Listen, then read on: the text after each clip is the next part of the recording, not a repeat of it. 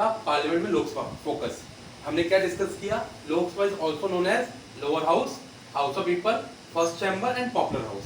As well as हमने क्या discuss किया, Lok Sabha is not a continuous chamber, it means permanent house नहीं है।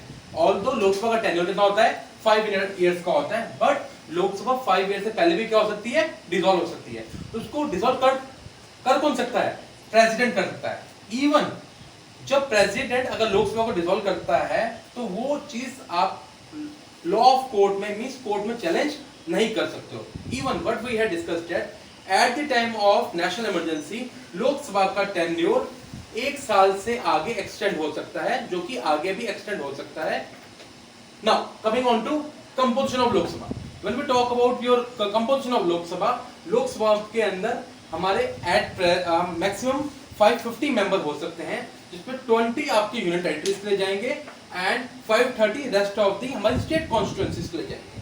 बट एट प्रेजेंट 543 हमारे पास मेंबर्स हैं, जिसमें से 13 यूनियन टेरिटरीज के हैं and 13 from your state constituencies के लिए। नाउ मेंबर ऑफ जो लोकसभा है they are directly elected by the people of India. When we talk about it directly elected by people of India, we say that जो भी person आपका 18 year और above का है वही वोट कर सकते हैं। They are called as universal adult franchise. मगर if we talk about the past, तो हमें क्या पता था कि सर पास्ट में जो भी पर्सन 21 साल से ऊपर का था या 21 ईयर से ऊपर का था वही आपका एलिजिबल था राइट टू वोट के लिए। मगर ये अमेंड कर दिया गया अंडर 61st अमेंडमेंट एक्ट 1988 में एंड वोटिंग एज रिड्यूस हो गई 21 से 18 हो गई, ठीक है। एज वेल एज नाउ हमने डिस्कस किया क्वालिफिकेशन ऑफ एमपीज। जब हम लोग क्वालिफिकेशन ऑफ एमपीज की बात करते हैं तो बेसिक हमने 2 सिंपल बात करी। एक हमने बोला इंडियन होना चाहिए एंड मिनिमम एज रिक्वायरमेंट कितनी है, 25 ईयर्स है। मींस जो भी पर्सन 25 ईयर या उससे ऊपर है वही एलिजिबल है किसके लिए, लोकसभा के एमपी के इलेक्शन लड़ने के लिए। लोकसभा के एमपी डिस्क्वालीफाई होते हैं तो वो आपके on the ground of defection पे होते हैं। जब डिफेक्शन की बात की तो डिफेक्शन में हमने डिस्कस किया था कि सर हमारे पास्ट में देखा गया एमपीज और एमएलएस कई सीट्स को कोई अपनी सीट्स को चेंज कर रहे थे, one state to another, one party to another party, कहीं ना कहीं वो चेंज कर रहे थे। तो इन सब चीजों को रोकने के लिए Rajiv Gandhi government under 52nd amendment act के अंदर एंटी डिफेक्शन लॉ लेके आई, जिसने बोला अगर कोई भी एमएलए या एमपी कोई भी सीट चेंज करता है इलेक्शंस के रिजल्ट के बाद तो वो सीट क्या हो जाएगी, नल एंड वॉइड हो जाएगी। इसी सब चीजों को हमने डिफेक्शन बोला और डिफेक्शन को कौन से शेड्यूल में डाला गया, डिफेक्शन को आपने 10th शेड्यूल में डाला। इवन वी से दैट कि जो भी हमारे एमपीज हैं चाहे लोकसभा के राज्यसभा के होंगे, कोई भी एमपी के पास डबल मेंबरशिप नहीं हो सकती।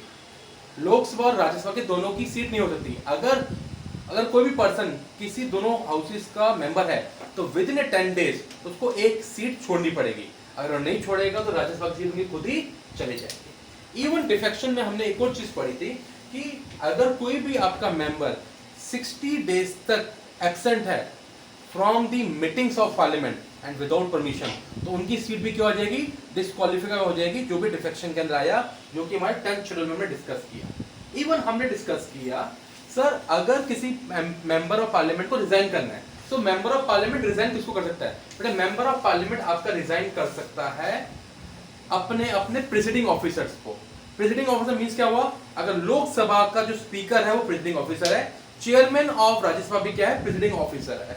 Now we are saying that अगर कोई पर्सन राज्यसभा का पर्सन रिजाइन कर रहा है तो रिजाइन करेगा चेयरमैन को, अगर लोकसभा का एमपी रिजाइन कर रहा है तो रिजाइन करेगा वो स्पीकर को। नाउ जो भी हमारे एमपीज हैं चाहे राज्यसभा के लोकसभा के हैं वो सारे हमारे ओथ लेंगे, बेटा उनको ओथ दिलवाता कौन है, उनको ओथ दिलवाते हैं हमारे प्रेसिडेंट ऑफ इंडिया या फिर प्रेसिडेंट ऑफ इंडिया किसी को अपॉइंट करते हैं अपने बिहार पे। Even we have discussed about the speaker of Lok Sabha.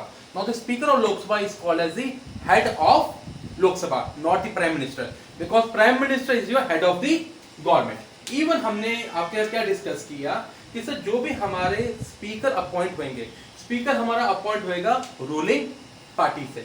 Even हमने डिस्कस किया कि सर स्पीकर जो भी हमारे बनते हैं वो वोट नहीं डालते, मतलब फर्स्ट इंस्टेंस में वोट नहीं डालते, वो तभी वोट डालेंगे जब there is a tie situation, and that is called as casting vote. हमने ये भी डिस्कस किया हमारे करंट स्पीकर कौन है, ओम बिरला है।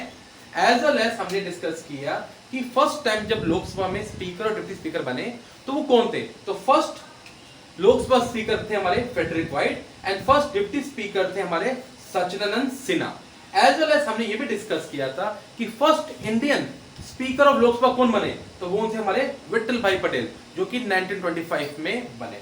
एज वेल एज हमने ये भी डिस्कस किया इंडिपेंडेंस के बाद फर्स्ट जब हमारी लोकसभा बनी तो उनके स्पीकर एंड डिप्टी स्पीकर कौन थे। हमने डिस्कस किया G V Mavalankar was the speaker, as well as Ananthasayanam Ayyangar was the deputy speaker.